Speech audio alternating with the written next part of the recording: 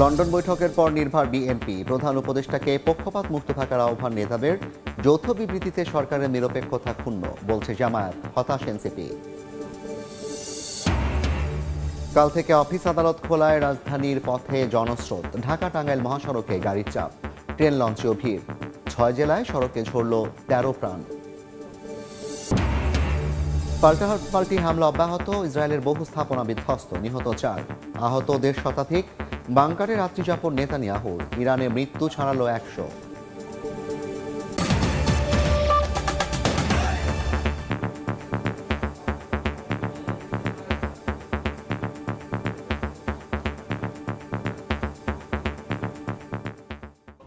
জনপদের সময়ের সঙ্গে আছি আমি জাফর সাদিক।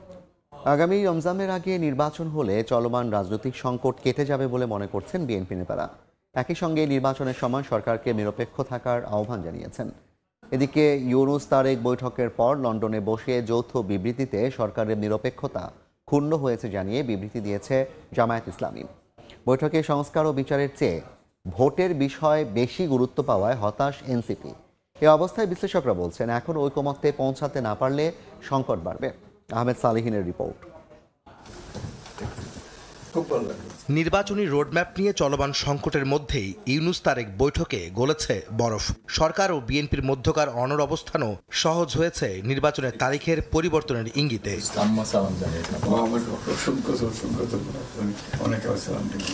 নির্বাচনের সম্ভাব্য তারিখকে অনেকে সাধুবাদ জানালেও জামায়াত ইসলামী ও জাতীয় নাগরিক পার্টি এনসিপি মিশ্র প্রতিক্রিয়া জানিয়েছে। জামায়াত এক বিবৃতিতে বলেছে, যৌথ বিবৃতি মূলত দেশের রাজনৈতিক সংস্কৃতির ব্যত্যয়। একটি দলের প্রতি অনুরাগ প্রকাশে ডক্টর ইউনুস তার নিরপেক্ষতা ক্ষুণ্ণ করেছেন। আর এনসিপি বলছে, নির্বাচনকে যেভাবে গুরুত্ব দেওয়া হয়েছে তাতে বিচার ও সংস্কারের বিষয়টি প্রাধান্য না পাওয়ায় হতাশ তারা। যেই প্রক্রিয়ায় জিনিসটা অ্যাপ্রোচ করা হচ্ছে, এটা রাজনীতির অন্য অন্য দলগুলোর সাথে সরকারের পক্ষ থেকে একটা বিমাতাসুলভ আচরণ পরিলক্ষিত হয়েছে। জাতীয় নির্বাচন বিষয়টি কোনো একক ব্যক্তি বা একক দল নয়। এই অবস্থায় ভোটের সময় পুনর্নির্ধারণ নিয়ে যারা হতাশ তাদের সমালোচনা করেছেন বিএনপি নেতারা। সরকারকে নির্বাচনকালে নিরপেক্ষ থাকারও আহ্বান তাদের। এই সরকারের প্রধানতম কর্ম এবং এজেন্ডা হচ্ছে একটি সুষ্ঠু নিরপেক্ষ নির্বাচন, জাতীয় সংসদের নির্বাচন অনুষ্ঠান করা। সেই হিসাবে নাম কি হলো সেটা আমাদের কাছে বিষয় না, কাজ হবে এটা নিরপেক্ষতা যেন বজায় রাখে এই সরকার। ভোটটাকে জনগণ যেভাবে চায়, এই আতেলরা তো সেভাবে চায় না। যারা বলে এরা তো নিবন্ধিতই না, জীবনে একটা ইলেকশন করে দেখে নাই, ভোটের দ্বারা কটা ভোট পায় আমরা দেখি।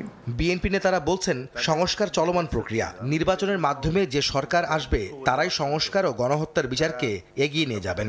এগুলো শুধু শুধু প্রপাগান্ডা বিএনপির বিরুদ্ধে, এবং যাতে করে নির্বাচন না দিয়ে সময় কাটানো যায়। যে রাজনৈতিক দলটি জনগণের ভোট দিয়ে নির্বাচিত করবে তারা সংস্কারও এগিয়ে নিয়ে যাবে, বিচার প্রক্রিয়াকেও এগিয়ে নিয়ে যাবে। এই বছরের ডিসেম্বরের শেষার্ধের মধ্যেই তফসিল ঘোষণা হওয়াটা বোধহয় বাঞ্ছনীয়, কারণ নির্বাচনের তফসিল ঘোষণা থেকে নির্বাচন অনুষ্ঠান পর্যন্ত 45 থেকে 50 দিন সময় লাগে। এদিকে রাজনৈতিক বিশ্লেষকরা বলছেন, ডক্টর ইউনুস তারেক বৈঠক নিয়ে যারা সমালোচনা করছেন তারা বাস্তবতা বিবর্জিত বক্তব্য দিচ্ছেন। পার্শ্ব প্রতিক্রিয়া যারা জানাচ্ছেন, আমার কাছে মনে হয় তারা ওভার রিয়েক্ট করছেন। এটা বাস্তবতার সাথে মিল নাই এই রিয়েকশনের। বিএনপির প্রতি পক্ষপাতমূলক কোন আচরণ করে ফেলেছে এটা আমার কাছে মনে হয়নি, বরং এটাই যৌক্তিক বলে আমি মনে করি। নির্বাচন যত ঘনিয়ে আসবে সংকট ততই বাড়বে এমন শঙ্কা প্রকাশ করে রাজনৈতিক বিশ্লেষকরা বলছেন, জাতীয় ঐকমত্যে পৌঁছতে না পারলে ফ্যাসিবাদ নতুন করে মাথাচাড়া দেবে। আহমেদ সালেহিন, সময় সংবাদ, ঢাকা। ঈদের দীর্ঘ ছুটি শেষে কাল খুলছে অফিস আদালত, তাই বাস, ট্রেন ও লঞ্চে ভোর থেকেই ছিল ঢাকামুখী জনস্রোত। ইট কাঠের নগরীতে ফিরছেন কর্মজীবী মানুষ। বিস্তারিত জানাতে এই মুহূর্তে সিরাজগঞ্জের কড্ডার মোড়ে আছেন সহকর্মী রিঙ্কু কুণ্ডু এবং বরিশাল নদীবন্দরে আছেন অপূর্ব। শুরুতেই যাচ্ছি রিঙ্কুর কাছে। রিঙ্কু,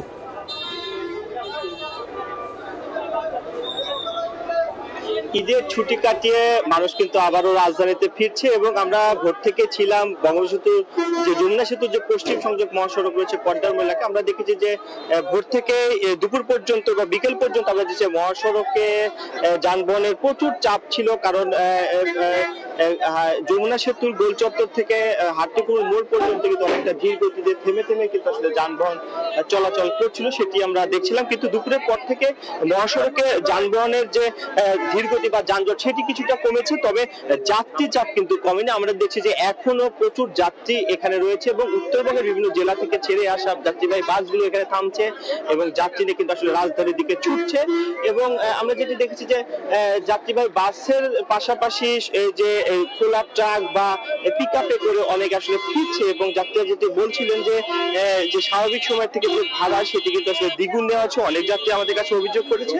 এবং কিন্তু এখনকার কথা যদি বলি, মহাসড়কে সেই যানজটের চিত্রটি এখনো না থাকলেও কিন্তু আসলে যাত্রী চাপ কিন্তু রয়েছে এবং আমরা দেখছি যে উত্তরবঙ্গের বিভিন্ন জেলা থেকে এই যমুনা সেতু হয়ে রাজধানীর দিকে আসলে যানবাহনগুলো আসলে ছুটে যাচ্ছে। তবে এখনকার চিত্র কিন্তু আসলে যানজট নেই, তবে যাত্রী চাপ অনেকটাই রয়েছে এখনো।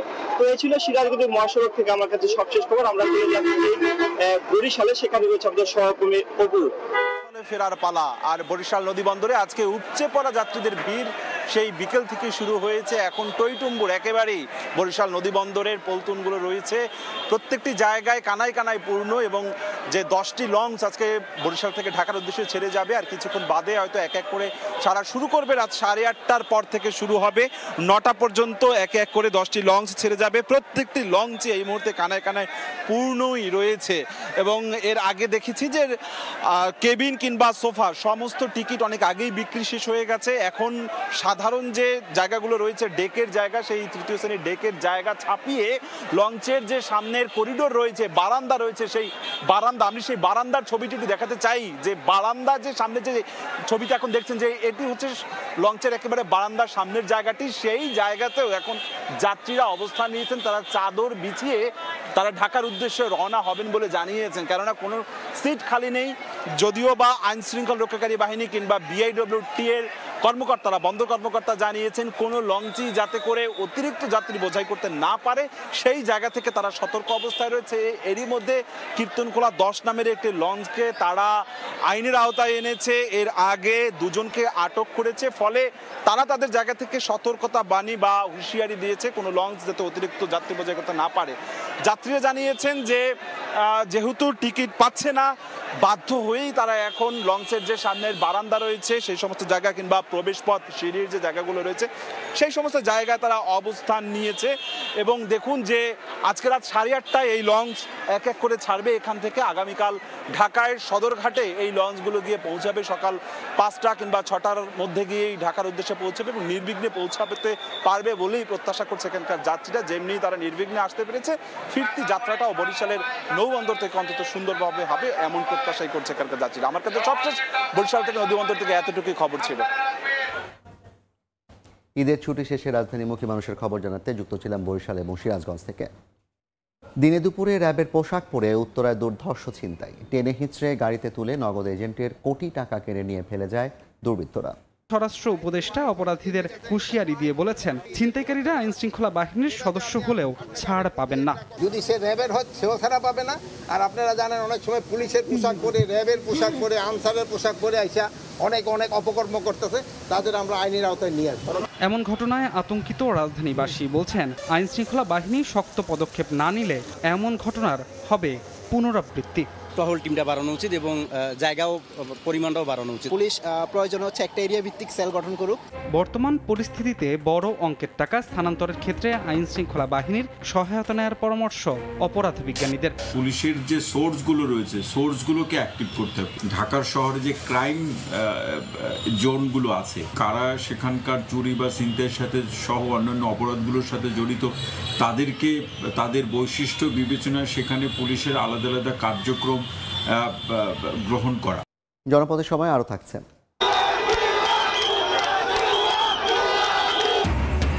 সিলেটে 2 উপদেষ্টার গাড়িবহর আটকে পাথর ব্যবসায়ীদের বিক্ষোভ। আর কোনো কোয়ারি লিজ দেবে না সরকার, শ্রমিকদের জন্য বিকল্প কর্মসংস্থানের আশ্বাস।